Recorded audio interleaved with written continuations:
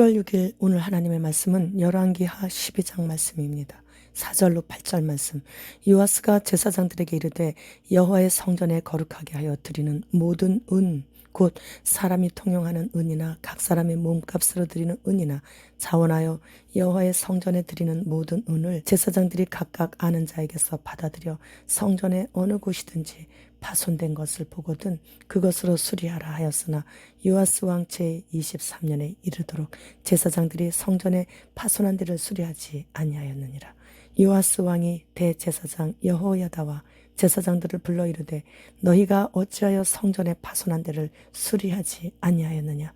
이제부터는 너희가 아는 사람에게서 은을 받지 말고 그들이 성전의 파손한 데를 위하여 드리게 하라. 제사장들이 다시는 백성에게 은을 받지도 아니하고 성전 파손한 것을 수리하지도 아니하기로 동의하니라. 본장은 남유다 제8대 왕 요아스가 그 시대의 영적인 거장 여호야다의 도움으로 성전을 수리하는 업적을 기록했습니다. 여호와의 전인 솔로몬 성전은 130년이란 세월이 흐르면서 침략자들로부터 여러 번 약탈을 당했지만 그 어느 왕도 성전 수리에 대해 관심을 갖지 않았었습니다. 그러나 요아스는 아달랴가 모든 왕자들을 다 죽일 때 자신의 목숨도 위태로웠을 때 여호와의 성전으로 말미암아 목숨을 부지할 수 있었기에 성전에 균열이 생기고 허물어져 가고 있었으므로 마음이 아팠던 것이죠. 그러므로 인해 요아스 왕은 누구보다도 더 성전을 사랑했고 고마움을 갖고 있었던 것입니다. 요아스는 아합의 딸이자 아버지 아하시아의 어머니인 할머니인 아달랴의 폭정을 피해 1살에서 8살 때까지 성전에서 숨어 살았기에 여호와의 성전을 사랑하는 마음이 컸습니다. 그래서 제사장들에게 성전을 수리하도록 지시를 내렸던 것이죠. 그런데 이세벨의 딸인 아달랴가 남유다를 통치했던 7년간 엄청난 우상 숭배로 인해 백성들의 성전에 대한 무관심으로 인해 제사장들의 생활고가 엄청 컸었습니다. 그리하여 당시에 화폐로 통용되던 은을 회계 담당자들에게서 제사장들이 받아서 그것으로 성전을 수리하라고 했는데 당장 먹고 살 생활비가 없다 보니 백성들이 드리는 헌금과 회계 담당자들에게서 성전 수리비로 받는 돈을 우선 생활비로 사용하다 보니까 성전 수리가 늦어지게 된 것이에요.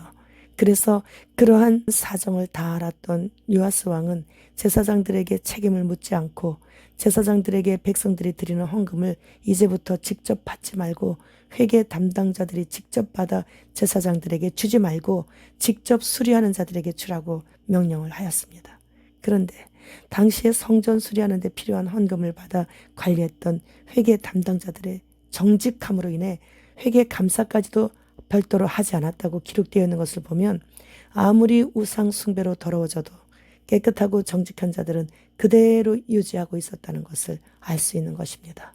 그래서 그때부터 백성들이 속건제를 위해 바치는 돈은 성전을 수리하는 비용으로 사용하지 않았고 모세의 율법에 따라 그 돈은 본래 제사장들의 몫으로 주어지게 되었기에 제사장들의 생활도 차츰 안정을 찾기 시작했습니다.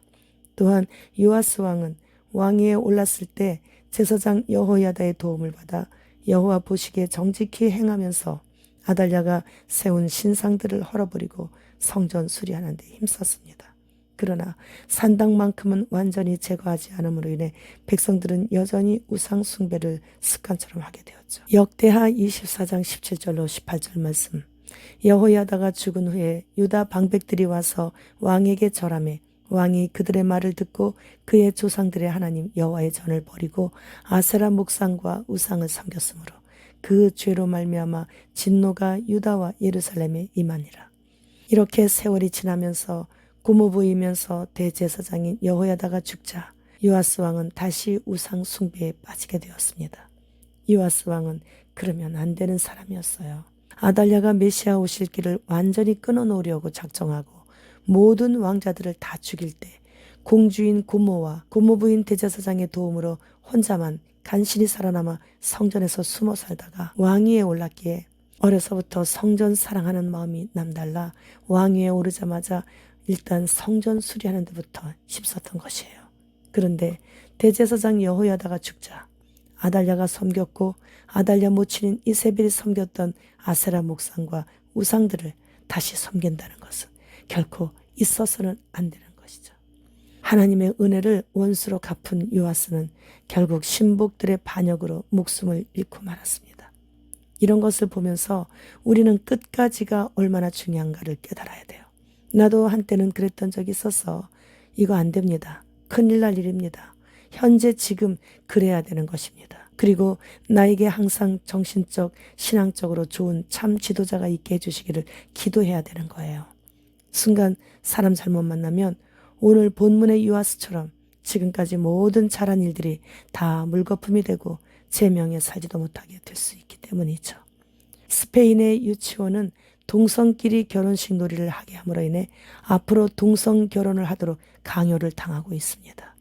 WEF는 세계 지도자들에게 CBDC의 도입을 가속화하라고 촉구하고 있습니다.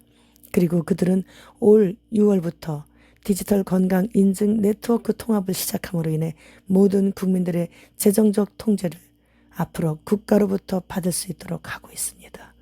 이제 이동의 자유도 그리고 현금도 자연적인 먹거리도 우리 마음대로 할 수 없는 그날을 우리가 원하든 원치 않든 모두 다 보게 된다는 것이죠. 한국 국립 오케스트라의 공연에 로버트가 지휘자로 섰습니다. 팬데믹 이전에는 이러한 모든 것들을 그저 영화 속에서 상상으로나 보고 알았던 일들이죠. 그런데 이제는 우리 실생활에서 현실로 우리가 보고 듣고 있습니다.